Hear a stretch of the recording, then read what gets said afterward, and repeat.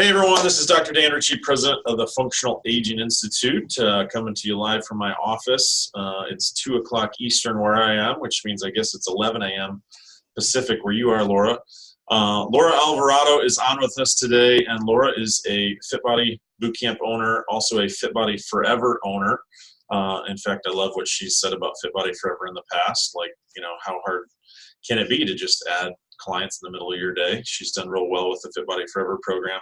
But the reason I wanted to have Laura on today is not just the fact that she's a multi-studio owner, and she's a multi-studio owner that doesn't set foot in her facilities, and she lives in beautiful Lake Tahoe area, I believe it is. So I'm quite jealous. She just got to move where she wanted to because she knows how to run her gyms really well.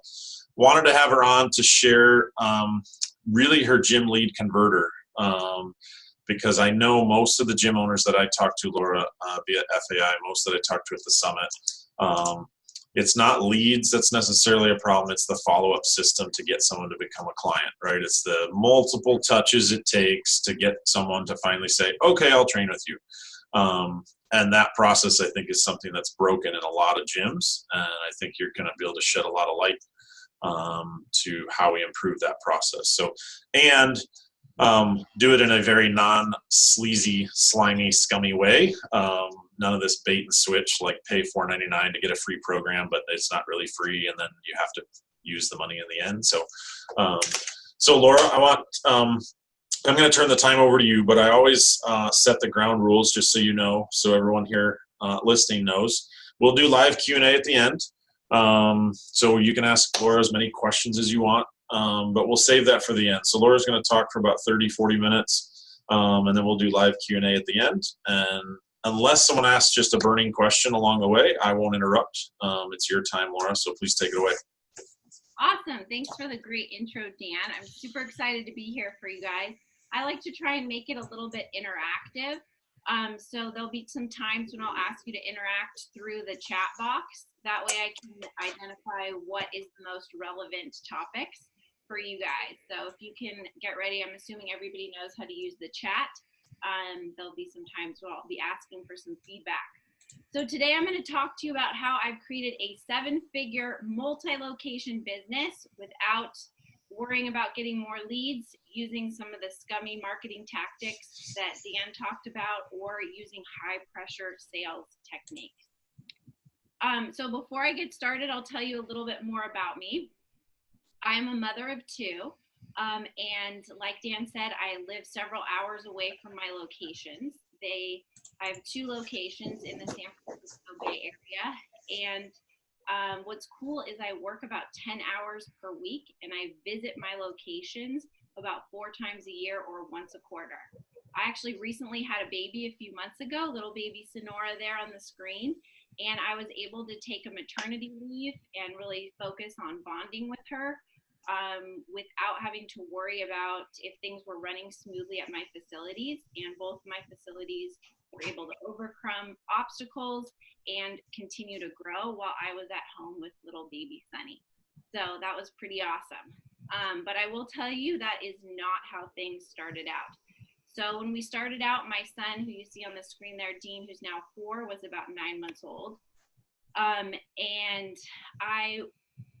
we had just transferred over from our first business model, which really sucked, which was we owned a gym that we rented out to personal trainers. And I don't know if any of you have ever tried this business model before, but basically it makes $0. It's quite possibly the worst business of all time. So we just switched from renting to trainers to doing small group training and personal training. And I was waking up at 3:30 every morning so I could be to work by 4 before my husband and my son got up. And then during the day, we couldn't afford childcare. So I had to try and do as much work as I could while my son was napping or was occupied, doing the marketing, following up with leads, trying to set sales appointments. And then as soon as my husband would come home, I would race into the gym and try and do sales appointments. And I was often there till 9 p.m. at night. So I was working an insane amount of hours for little to no pay. If you guys can relate to that, can I hear I can relate in the chat box? And I don't know why I can't see the chat now that I've cleared my screen, but hopefully we're getting some people who are relating. I don't know why I can't see my screen. Oh, there we go. Now I can see the chat box. Let me pull that up. Perfect. A couple people can relate to that. And let's see here. The worst part is I felt guilty all the time. So when I was at home with my son, I felt guilty that my businesses were not getting the time and attention they needed, and that they were pretty much failing. They were a money pit. And when I was working at the gym, I felt guilty that I wasn't giving my son the time and attention he needs, wasn't being present as a mom, and I frankly felt like I wasn't being a good wife to my husband. Like, we had zero time to connect. So I tried literally everything in order to fix my business. I bought all of these latest and greatest funnels that promised to save my business. I hired really expensive ad agencies. I spent a ton of money, an obscene amount of money, on high ticket masterminds. I even spent $30,000 in 1 year traveling to a bunch of mastermind events, other courses, and workshops. And all of these things kind of were preaching the same thing, which was just get more leads and it's going to solve all of your problems. Like, if only I could get enough leads, my business would finally be to the point where, you know, I could contribute to the family. It wouldn't be such a stress on us. But I quickly learned that lead gen was not this end all be all cure that everybody was sort of preaching that it was going to be. And so some of the other problems that I encountered were, number one, attrition, right? So I remember talking to my grandma and I was telling her I felt like my business was like this purse, right? And I kept dumping money into it, whether it was my husband and I's personal money, or we kept adding more sales, right? I was doing pretty good at selling, but the purse had all these holes in it, and it didn't matter how much money I was dumping in, it was just falling right out the bottom. And I'll never forget, my grandmother said to me, well, that's not a purse I would continue to put money into. And she was totally right. And I found that not only do a lot of gym owners have horrible attrition rates, they don't even know what their attrition rates are or how to calculate them. So attrition, or churn rate, is basically the total members you lost last month from cancellations divided by your total members. So if you lost 8 members last month and you have 100 members total, 8 divided by 100 would be 0.08, or 8%.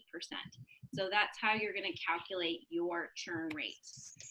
Most of the gym owners that I work with inside my program come to me with around 8 to 10% churn rate. Even I've seen as high as 15%.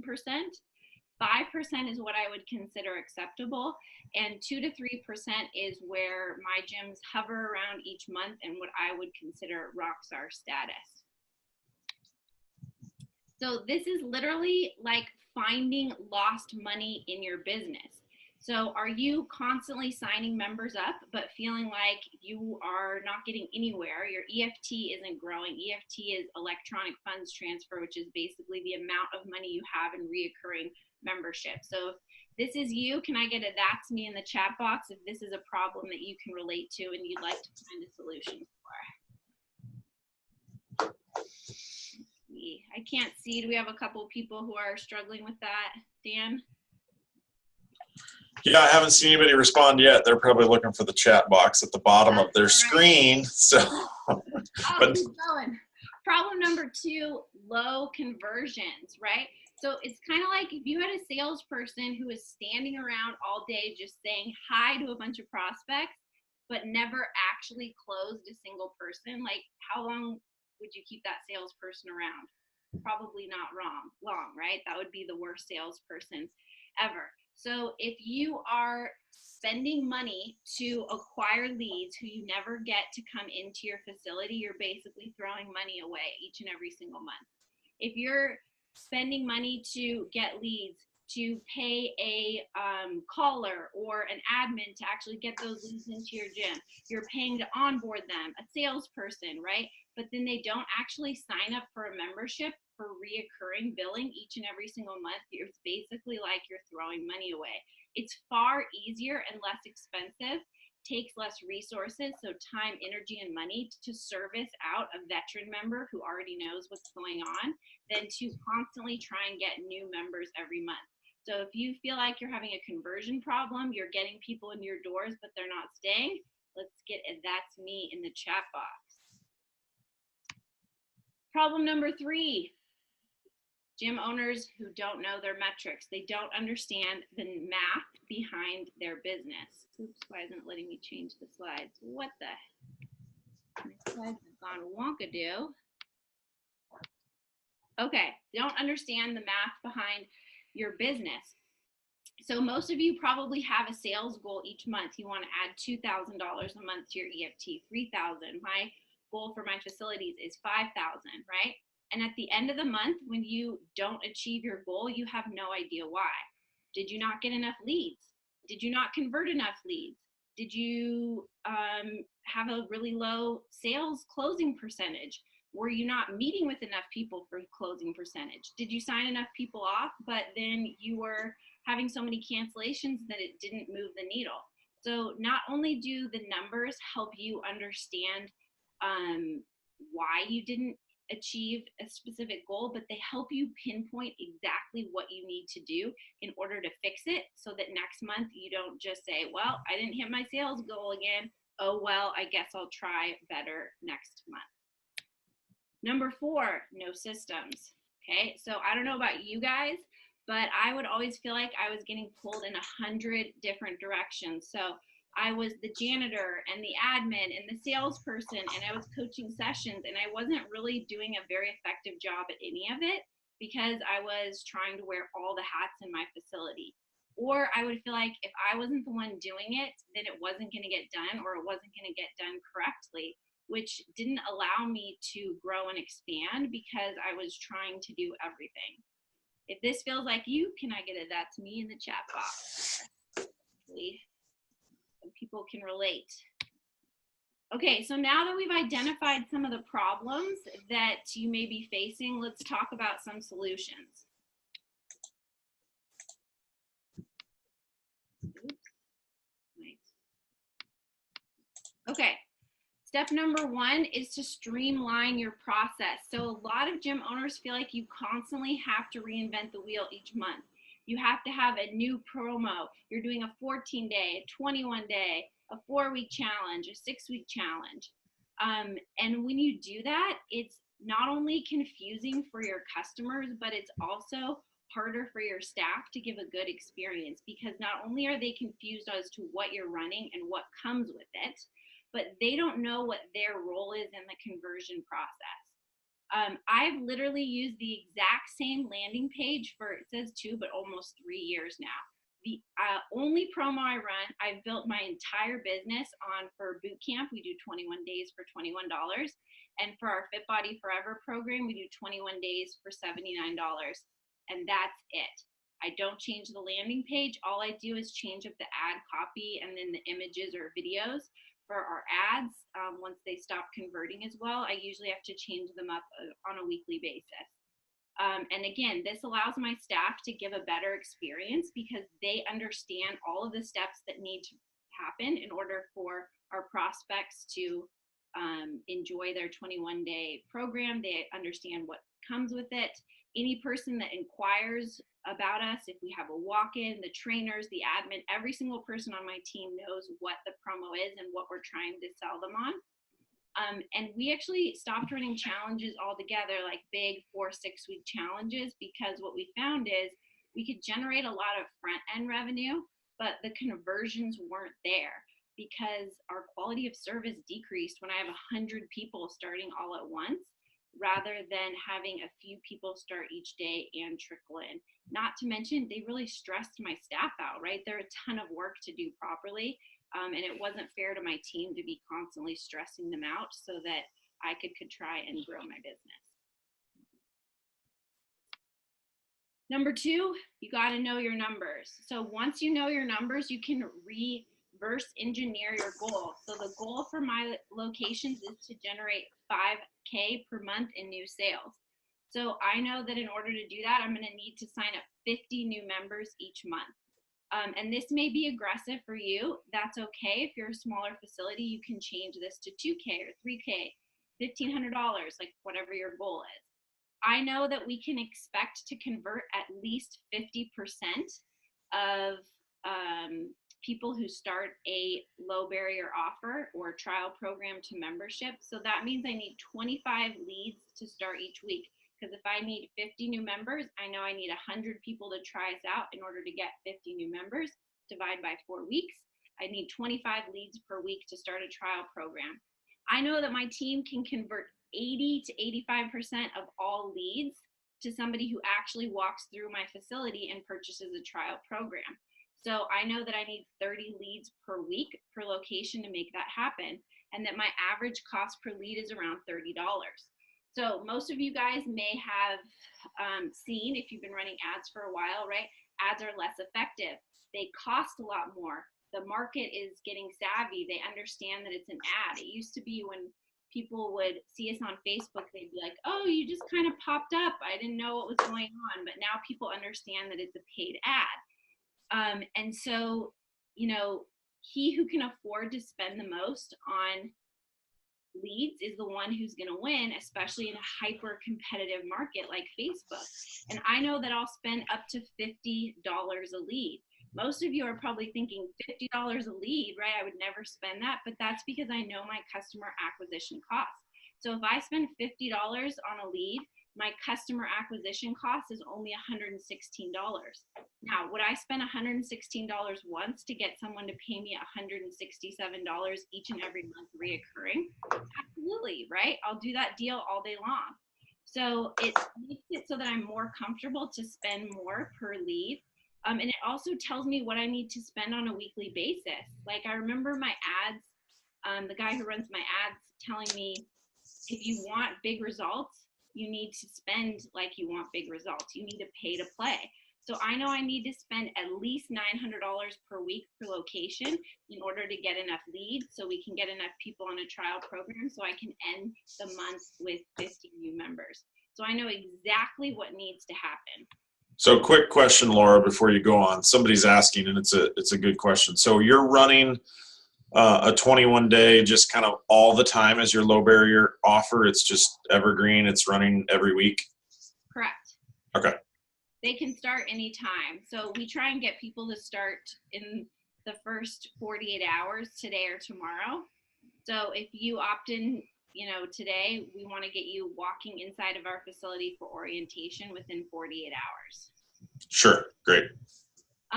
So these are the metrics that my team supply to me on a weekly basis. And the reason why this is so powerful is threefold. One, it allows us to pinpoint exactly where we're going wrong. Two, it allows us to make changes before the month is over so we can actually hit our targets. Three, it's how I can ensure that I don't have to go to my locations, but I know exactly what's going on.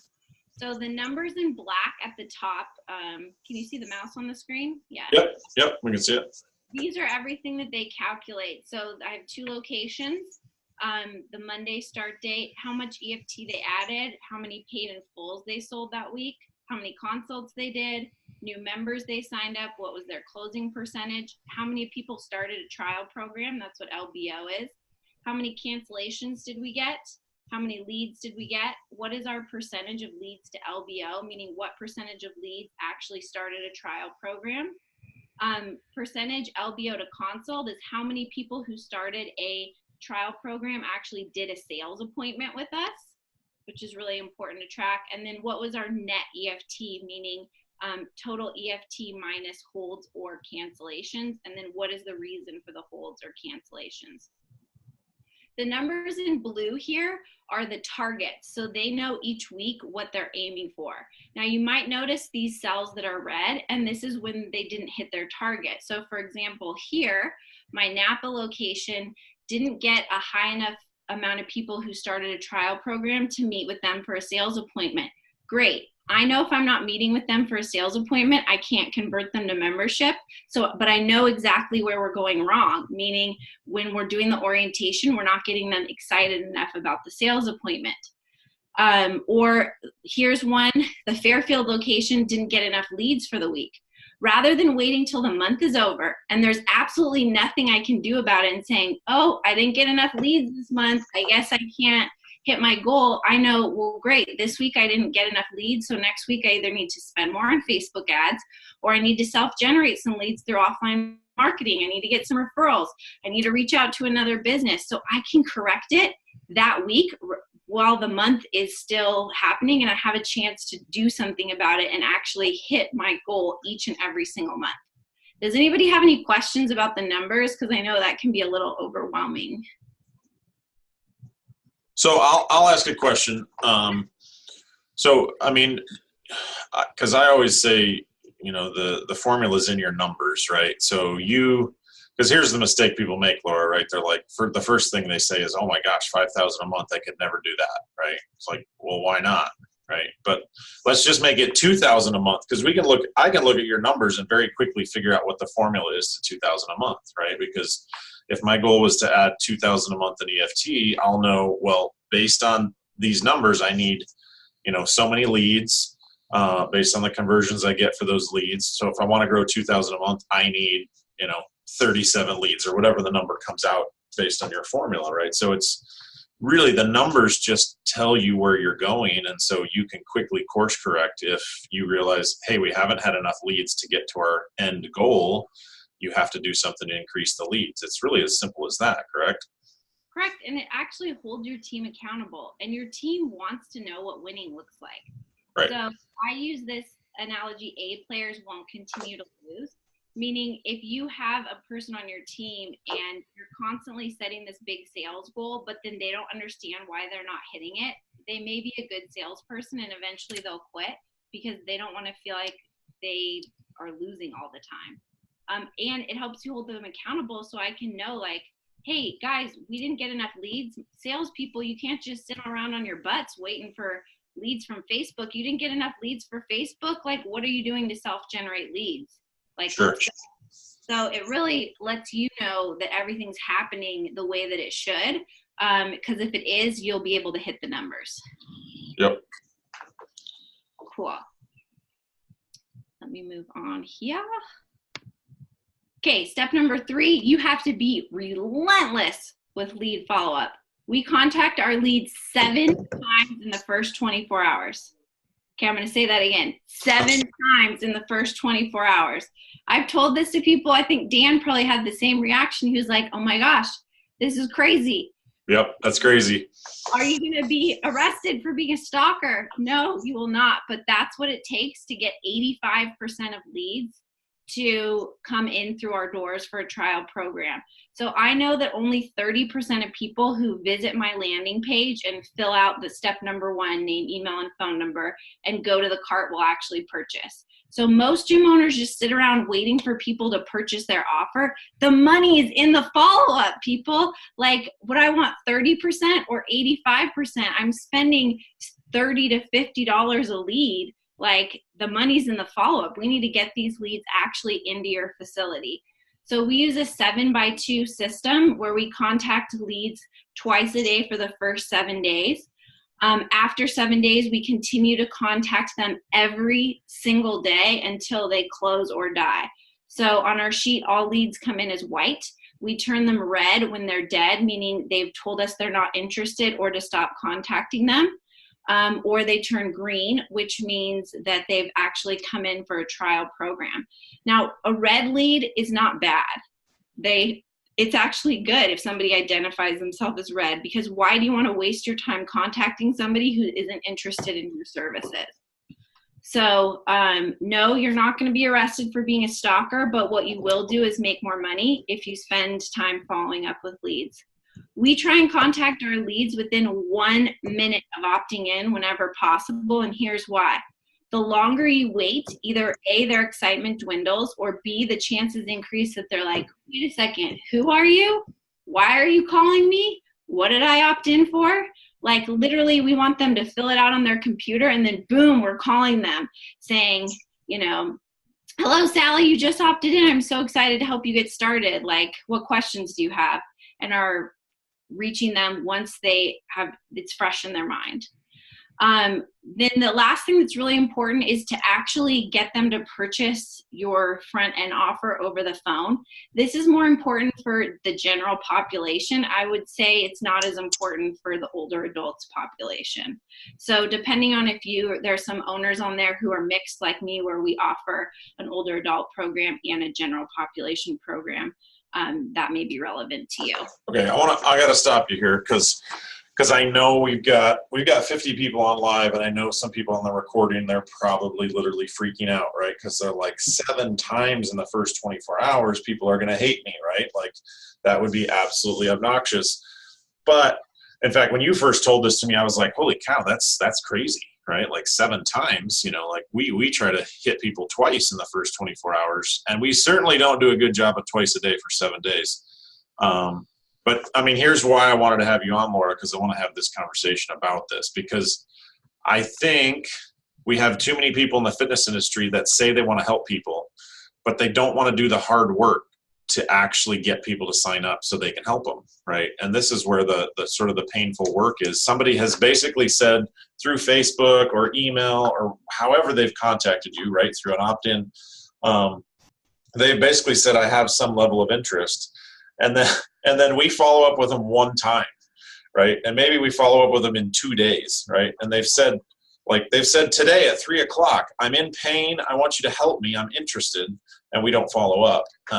And so just get to the heart of it a little bit more in terms of, one, like I don't have a problem with somebody being like, my gosh, you followed up so much. I'm not interested. I'm going to go somewhere else, or I'm going to just keep sitting on my couch. Like, to me, that's not a problem. So just share more of the heart of it, because I look at it and say, hey, we're going to follow up with people and get them to actually take action, which means we can actually help them and change their lives. So to me, that's a win. But like, maybe give me a little bit more of the heart of it and why this works. Hardly. The biggest fear is that someone's going to say, why are you contacting me so much? And hardly ever does that happen. Actually, 9 times out of 10, someone says, oh my gosh, thank you for contacting me so much. I've been meaning to call you back, but I've just been so busy. And the way I explain it to my staff is, this is somebody who's in pain. They've raised their hand and said, I'm in pain and I need your help. But this is also somebody who's scared. Like, I've had people who've been on my email list for a year been like, Laura, I've been reading your emails for a year and I've been too scared to come in, right? Because they're scared. They're thinking, what's going to happen to me? I've never worked out. Or am I going to be so sore I can't walk the next day? Are there going to be only fit people? I don't know how to do any exercises. Like, these are the fears that are going through their heads. And so they might ignore you a little bit because that fear is taking over. So it's your responsibility, it's your duty to follow up with them relentlessly, because that's a life that you can change and you can impact. And that's somebody who's saying, I need your help and I want you to change my life. So it's actually doing someone a disservice to not be relentless and follow up with them appropriately. Yeah, cool. Okay, let's see. What do we got next here? Step number 4, hire an effective admin. So you might be thinking in your head, contact somebody 7 times in the first 24 hours. How the heck am I going to do this? Right? And so I would always recommend hiring an admin as one of the very first positions I hire for. It's the least expensive and it's actually the easiest position to hire for. It's much easier to find a good admin than it is to find a good coach. In fact, most gym owners I find make the mistake of hiring a coach first. And the problem with that is, if you're doing all the admin, you can't properly onboard a new coach. And when you don't onboard a new coach, that's when you make the wrong hire. You have someone who has bad habits, and it's a lot easier to train someone correctly the first time rather than breaking bad habits. That's when you get a bad hire who quits and a bunch of your members quit or tries to poach people. So if you are hiring a coach and you are still doing all the admin, I guarantee you're going to run into problems. And what you want to do is identify the right candidate the first time. So an effective admin is somebody who they love checklists, and if a box isn't checked off, it drives them crazy, right? They want to ask questions. They love processes. And what's cool about hiring an effective admin is you can literally give them a sales or a training manual and say, here, do this. This is how you call leads, and they will follow the process to a T, and they'll love the process. Like, the process gives them comfort and alleviates anxiety. If you tried to give a coach a manual and said, here's how to do your job, do you think they would ever look at it? Probably not. They'd probably throw in the dumpster and say, whatever, I already know everything, or they're not going to read it. That's going to be the worst thing in the world for them. Whereas a good admin will love that.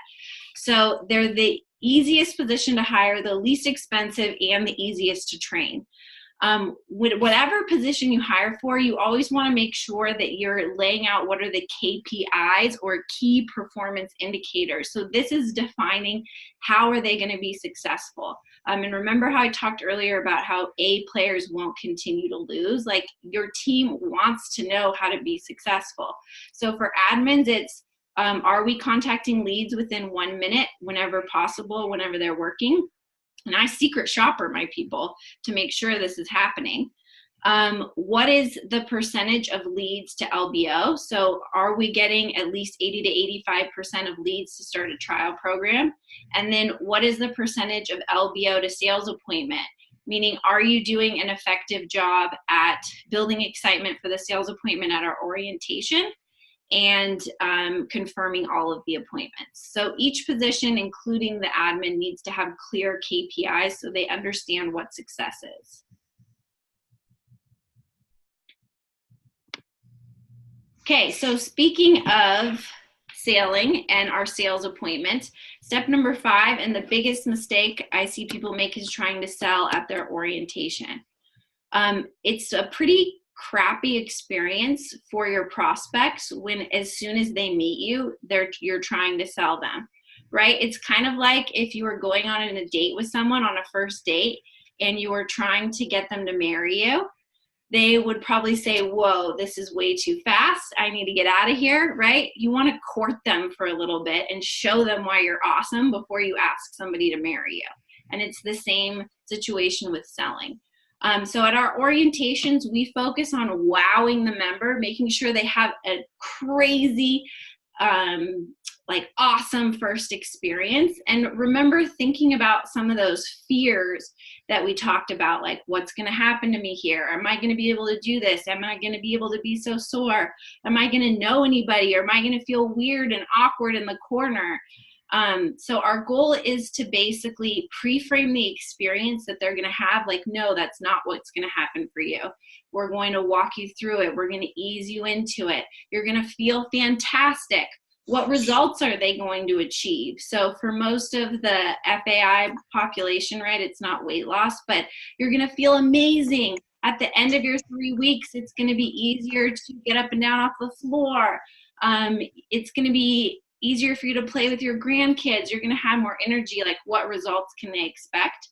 And indoctrinate them into your community. Like, are you introducing them to another member so they have someone to talk to? Are they getting to know your staff? And then you want to get them excited for your sales appointment so they actually show up.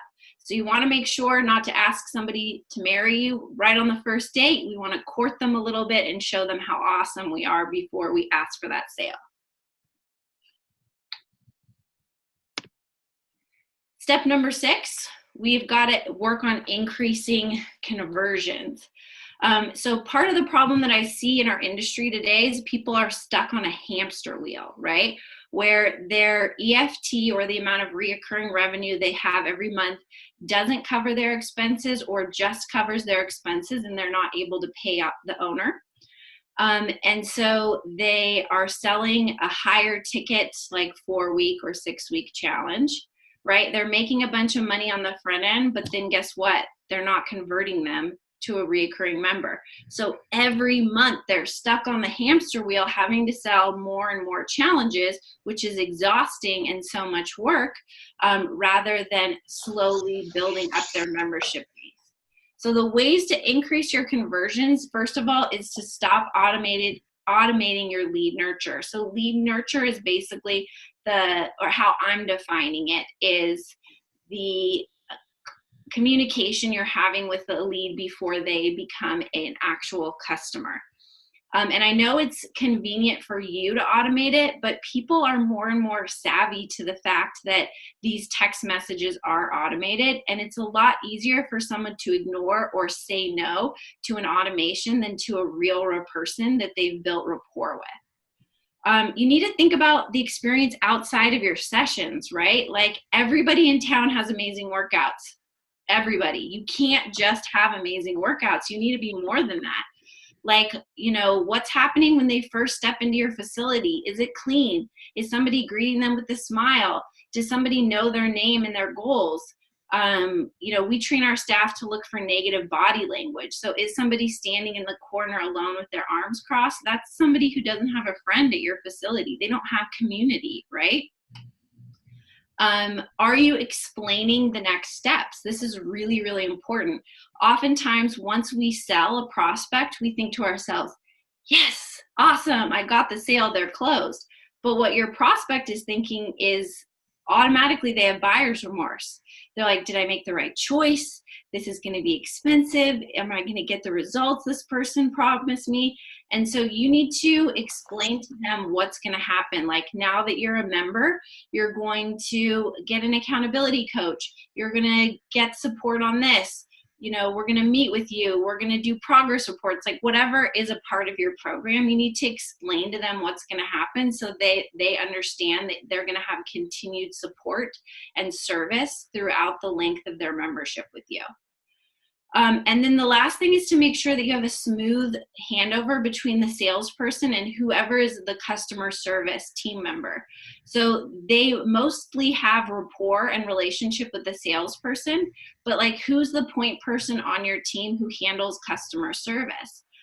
For us, we have what's called a facility leader, which is basically the head trainer who's in charge of this. So the salesperson's going to introduce the new member to the facility leader and say, hey, this is our facility leader, Debbie. She's going to be taking care of you. She can answer all your questions. I'll still be here if you need me. And then Debbie's going to say, nice to meet you. And, let's start building a relationship together. So all of these things are going to help you increase conversions, because remember, without sales, we don't have a business. We can't just have leads. We actually need to convert those leads into people who pay you month after month. Questions so far? Am I moving too fast, or? No, I think you're good. No questions coming in just yet. Great. So step number 7, we need to decrease churn rate. So think of that analogy of the purse with a hole in it, right? You may be doing awesome at converting new prospects into members, but if you're losing a ton of members every month, your business is not going to grow. So some of the ways that we decrease attrition is with accountability program. So most people's accountability program is just an automated text message that goes out to all of your members, which is not very effective at all. I guarantee most people are probably not responding, and the ones who are responding are those raving fans who are not going to quit anyways. So with your accountability program, how can you identify at-risk members, meaning somebody who's at risk for canceling, before the thought of canceling even crosses their mind? Like, that's powerful, right?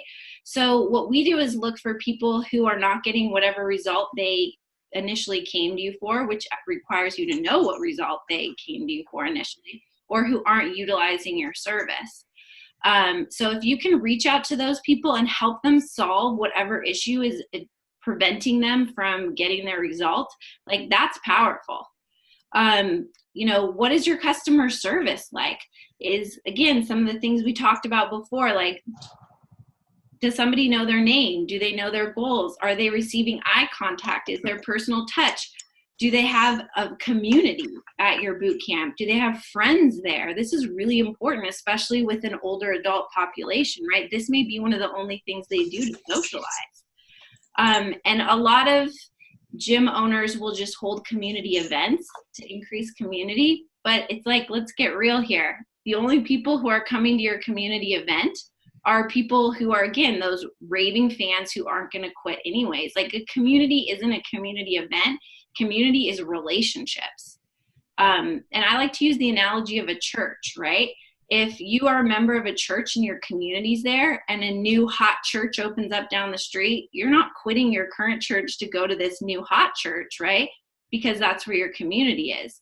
So, you could have, we just had Orange Theory literally open up two doors down from us. And we did not have a mass exodus like my staff was worried about, because we have community, because their friends are there.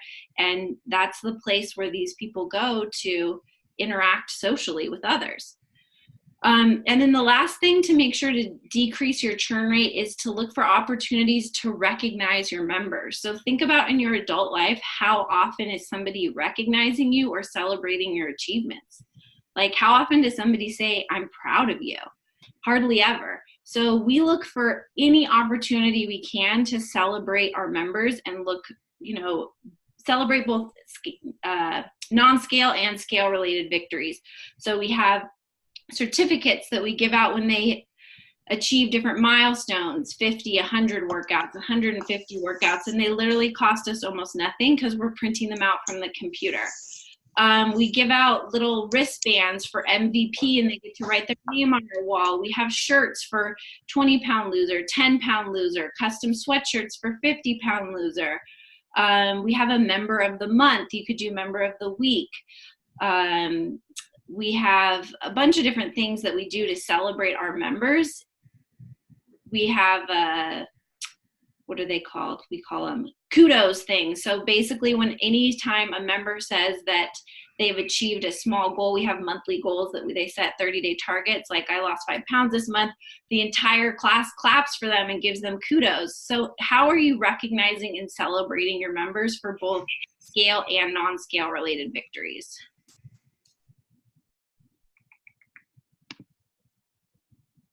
Okay, step number 8, we got to implement some systems. And this is really important, especially if you want absentee ownership or basically just want to be at your gym less.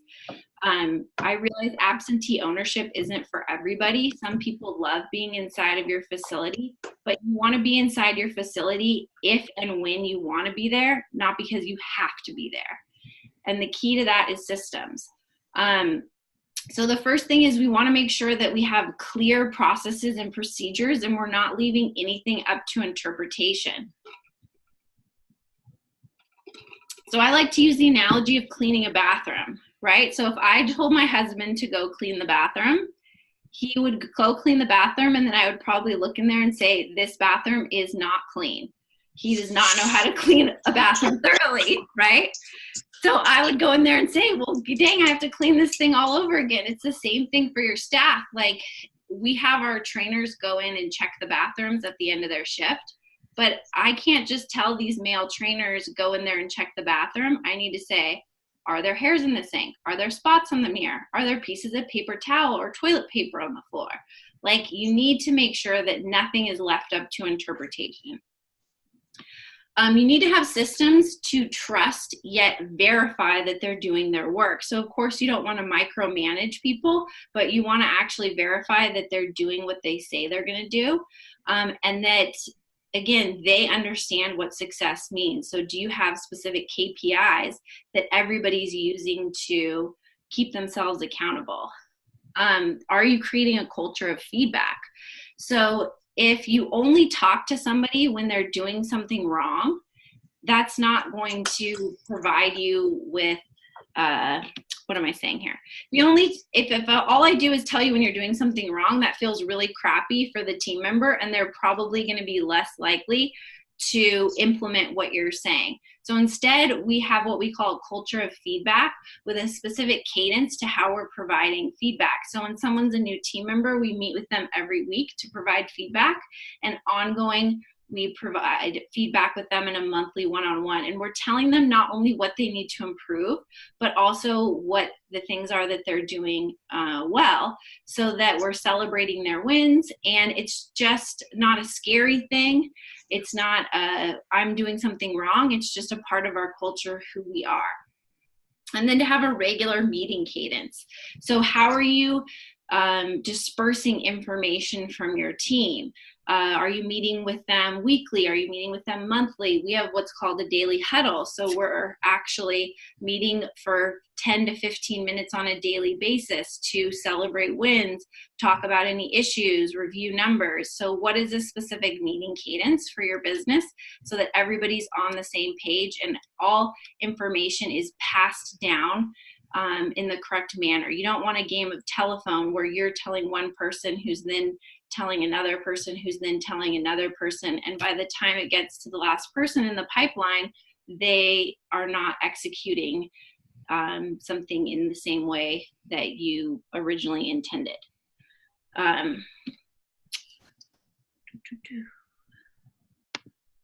Perfect. So that's pretty much all that I have got here. Some of you guys might be feeling a little bit overwhelmed, like, wow, that's a ton of information. How do I implement all this? I need specific instructions. And so I've basically put all of my business systems into a program called Gym Lead Converter. Inside that program, I show you exactly what numbers to track and how to do the math, because let's face it, we did not become personal trainers because we're mathematicians. Right? I give you the exact instructions for our monster follow-up system that we're using to convert 80 to 85% of leads into trial program members. What communication, it's plug and play, really super easy to implement. How are we conducting orientations in order to wow the member and pre-frame their experience? What lead nurture system should you use with text, email, call scripts?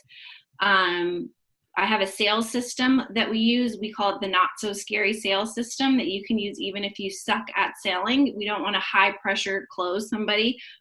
Buyers just want to feel like, hey, I'm having a great experience and I like it, and it's super easy to sign up.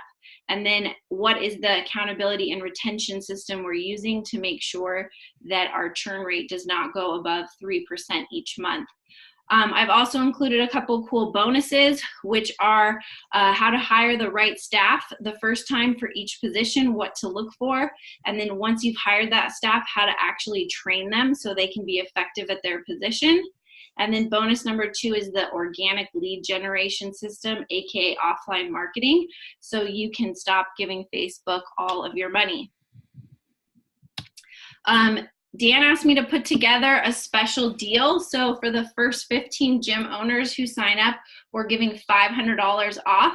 If you're interested, just go to the link below, gymleadconverter.com/FAI, to book a zero obligation discovery call. We're not high pressure, just basically determine if you'd be a good fit for our program. $500 off for being a FAI member. So that's pretty much what I've got for you. So I'm going to open it up to questions. I'm not sure. Whoa, we're almost out of time. I didn't think I was talking for so long. Yeah. Well, I interrupted you a couple times. We've got 12 minutes for questions. So I'm sure people will have questions. Your audio did break up there just a little bit, but I think people could see the gist of it. They can go to gymleadconverter.com/FAI to book a call with you. And the first 15 folks are going to get a big discount. Rachel Prairie did ask, and you may or may not want to even give this away since I know it's part of your system, but she asked, how do you get your trainers to run your play and follow your process? How do you train them in? It's very simple. It's that culture of constant feedback. So we meet with them on a regular basis. I have specific KPIs for them so they understand what success means. If they don't achieve their KPIs, they're not eligible for a raise. And then we are meeting with them for the first 90 days every week. And then after that on a monthly basis, we're in different categories. So what are the categories that job's responsible for? So for example, she said trainers. So for us, a trainer is responsible for leading a warm-up, doing a demo, being on the mic, what's happening off the mic. So that's before or after the sessions in the 15 minutes, red carpet customer service, and our accountability program. So we have a scoreboard for each position and we're scoring them on a monthly basis so they constantly understand what they're doing well and where they need feedback. And that's how I'm able to manage my team and make sure everybody's effective without actually being inside of my facilities. Yeah, cool. Okay. Well, what other questions do you have for folks if you're on live? If they're not on live, Laura, what's the best way for them to ask a follow-up question of you? Oh, my email, it's laura@gymleadconverter.com. Okay, so Laura@gymleadconverter.com if you have questions and you're dying to ask right now, but you're listening on the recording. I have a question for you. Since I'm not seeing an overwhelming amount of questions come in, I think you covered it. So what about the trainer who's listening, who's like, yeah, and we had a couple on today, yeah, but I don't own a studio yet, or I'm thinking about opening. Where does this fit? Where does this fit for them? I have some answers to that question, but I'm curious what you think. It's a lot easier to do it right the first time than it is to try and fumble through opening a studio and setting up your own processes and realizing that you don't have processes or systems in place. Yeah, great answer. So I would add to that, success leaves clues, and you've left quite a few of them for us today. And so if you're thinking about opening a gym in the next 3 to 6 months or 12 months, having a system like this in place is invaluable, because if you're about to open a place, you probably have several hundred leads, to get launched with. And so you need a system that's going to aggressively follow up with them. So I don't see questions coming in, which means you must have covered it quite thoroughly. People don't have more follow-up questions, which is just fine. So I'm just going to encourage people, if you are a gym owner and you know your lead conversion process is your weakness, if you feel like you have plenty of leads but you're not converting them, check out gymleadconverter.com/FAI. Laura was nice enough to do a discount for some of you if you're in the first 15, so that's cool. Any closing words of wisdom for us, Laura? I did forget to mention that I do have a private Facebook group for gym owners, which is also a great place to ask questions inside of a community. I try and do lives on relevant topics for gym owners several times a week. So that's a great place if you just want some free content. And I do not have the link for that right now, but I'm assuming you're going to email the follow-up. So I'll give it to Celia. And that way, those of you who are interested, that's also a great way to contact me if you have specific questions. Awesome. All right. Well, thanks so much for your time today. And if anybody has, burning desire to find out more, they can book a call with you, or they can email you, it's Laura@gymleadconverter.com. Yep. Email Laura@gymleadconverter.com. Thanks again, Laura. Thank you.